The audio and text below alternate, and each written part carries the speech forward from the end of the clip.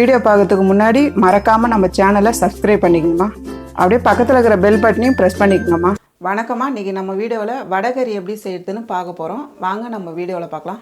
200 gram கடலைப்பருப்பு எடுத்துருக்கோம்மா. எடுத்து தண்ணியில் போட்டு 2 ஹவர் ஊற வச்சுருக்கேன். இப்போ மிக்சியில் போட்டு நம்ம அரைக்க போகிறோம்மா. ஜாரில் போட்டுங்கம்மா.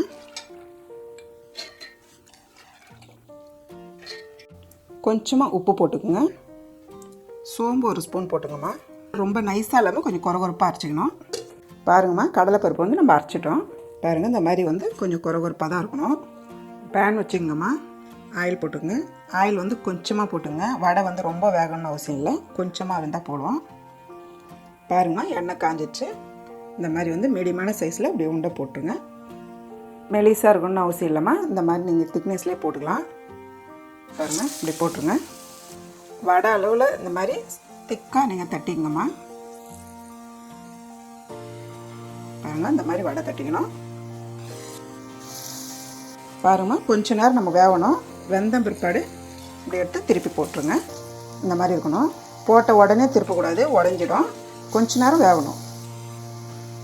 2 பக்கமும் திருப்பி போட்டு 2 பக்கம் வேகிற அளவுக்கு நீங்கள் விடணும். ஒரே பக்கமாக எடுத்துடக்கூடாது. அதேமாதிரி நிறைய எண்ணெய் ஊற்றி இது பொரிக்கணும்னு அவசியம் இல்லைம்மா.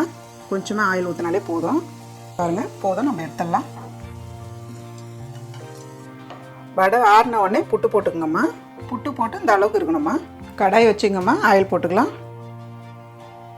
பாருங்கம்மா, பிரியாணி இலை 2, பட்டை 2 லவங்கம் 1 ஏலக்காய் இப்போ ஆட் பண்ணிக்கலாம். பெரிய வெங்காயம் 4 வெங்காயம் கட் பண்ணி வச்சுருக்கோம்மா. இந்த மாதிரி பொடியை கட் பண்ணிக்கோங்க. இப்போ ஆட் பண்ணிக்கோங்க. வடைக்கறிக்கு வந்து வெங்காயம் நிறைய போடலாமா. வெங்காயம் வந்து கொஞ்சம் நல்லா வதக்கிடுங்க. 5 பச்சை மிளகாமா 2ஆக கீறி வச்சுருக்கேன். இப்போ ஆட் பண்ணிக்கலாம். கருவேப்பிலை தேவையான அளவு. இஞ்சி பூண்டு பேஸ்ட்டு 1 ஸ்பூன் போட்டுக்கலாமா. நல்லா மிக்ஸ் பண்ணி நல்லா வதக்கி விடுங்க. வெங்காயம் வந்து நல்லா வதங்கணும். நல்லா எவ்வளோ வதங்குதோ அந்த அளவுக்கு வந்து வடைக்கறி வந்து ரொம்ப நல்லாயிருக்கும். இப்போ 2 தக்காளி நான் பொடியை கட் பண்ணி வச்சுருக்கேன். இதை ஆட் பண்ணிக்கலாம். தக்காளி நல்லா வதக்கிடுங்கம்மா. பாருங்கள், தக்காளி நல்லா வதங்கிடுச்சு. நம்ம இந்த டைமில் மசாலாலாம் ஆட் பண்ணிக்கலாம். பாருங்கம்மா, சோம்புத்தூள் 1 ஸ்பூனு, கரம் மசாலா 1/2 ஸ்பூனுங்கம்மா, தனியாத்தூள் 1/2 ஸ்பூன், மிளகாய்த்தூள் 2 ஸ்பூனு, மஞ்சள்தூள் 1/2 ஸ்பூன், உப்பு தேவையான அளவு போட்டுக்குங்க. ஏற்கனவே நம்ம வந்து வடையில் உப்பு போட்டிருக்கோம், அதனால் திட்டமாக போட்டுக்குங்க. மசாலாலாம் போட்டு நல்லா மிக்ஸ் பண்ணிவிடுங்க. அந்த மிளகாய்த்தூள் வாசனைலாம் இருக்கக்கூடாது, அந்த அளவுக்கு வந்து நல்லா மிக்ஸ் பண்ணிவிடுங்க. புதினா கொஞ்சமாக போட்டுக்கோமா. கொத்தமல்லி கொஞ்சம், புதினா கொத்தமல்லி போட்டு கொஞ்சம் வதக்கி விட்டுருங்க. அவ்வளோதான், போதும், வதக்கினது போதுமா. இப்போ வந்து தண்ணி ஆட் பண்ணிக்கலாம். தண்ணி வந்து கொஞ்சம் அதிகமாகவே ஊற்றிக்கணுமா. ஏன்னா வந்து வடைக்கறி வந்து ரொம்ப ட்ரை ஆகிடும். அதனால் வந்து நீங்கள் கொஞ்சம் அதிகமாகவே ஊற்றிக்கோங்க. இந்த அளவுக்கு தண்ணி ஊற்றிக்கணுமா. உப்பு காரெல்லாம் பார்த்துக்குங்க. நம்ம ஒரு 10 நிமிஷம் மூடி வைக்கலாம். 10 நிமிஷம் ஆயிடுச்சிங்கம்மா, பார்க்கலாம். நல்லா கொதிச்சிச்சு பாருங்கள். நம்ம கொதிக்கும் போதே நல்லா வாசனையாக இருக்குமா, அதிலே நம்ம தெரிஞ்சுக்கலாம். இந்த டைமில் நம்ம வடை வந்து உடச்சி வச்சுருக்கோம், இதை ஆட் பண்ணிக்கலாம். போட்டு கிளறி விடுங்கம்மா. கிளறி விட்டு நமக்கு ஒரு 5 நிமிஷம் கழிச்சு நம்ம வடைக்கறி ரெடி ஆகிடும்.